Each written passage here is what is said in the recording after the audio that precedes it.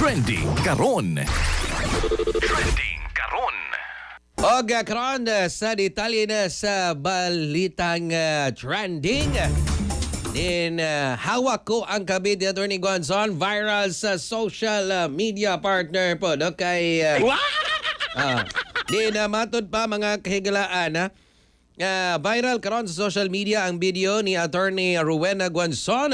Human niya gisabayan ang trending hawak mo ang beat. Apan gilisan niya og liriko nga hawak ko ang kabit.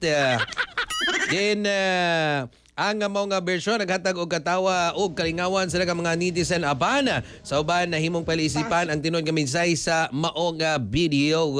Si Gonzon na ilhan nga usa ka vocal nga personalidad sa politika, ilabi na siyang suporta ngadto sa pamilyang Duterte og iyang kritisismo batok ang presidente Ferdinand Marcos Jr. Bisan pa sa line nga reaksyon sa publiko, nagpadayon ng diskusyon online sa mga video nga nagpakita og impluwensya sa social media sa paghulma sa opinyon sa katauhan.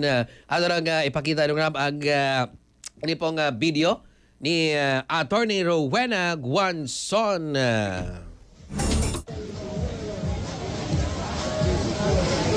Pasok ko pa lang.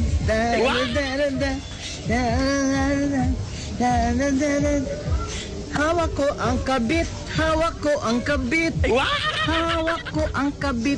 Hawak ko ang kabit.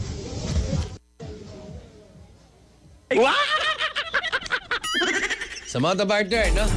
Hawak ko ang kabit. Mo ni kuan karon nakatawa man ka di ka ganahan. Gahir gid lawa si attorney para nimo. Katawa nimo. Ang iyang kanta, iyang sayaw unsa man? Na nahimuot. Isa ko sa mga nahimuot sa to. creativity. Oo. Kaya actually hawak mo ang beat. Di ba naman kay TikTok na? Hawak mo. Wala pa ko ana. Wala pa. Sampuli may. Okay. So conscious ka. Okay. Pero very witty. Witty ha, pero nakakatawa ka sa man sa marag Nakatawa, very witty. Very witty. Hawak mo ang kabit. Makauna na sa gagawin sa kaibot pa sa bot. Naaba ka siya pasabog in the next or coming days partner. Okay. Hawak ko ang kabit. Naon nato ni. Let's see kay nailam na gid siya nga kritiko sa PBBM administration, solid supporters sa mga Duterte partner.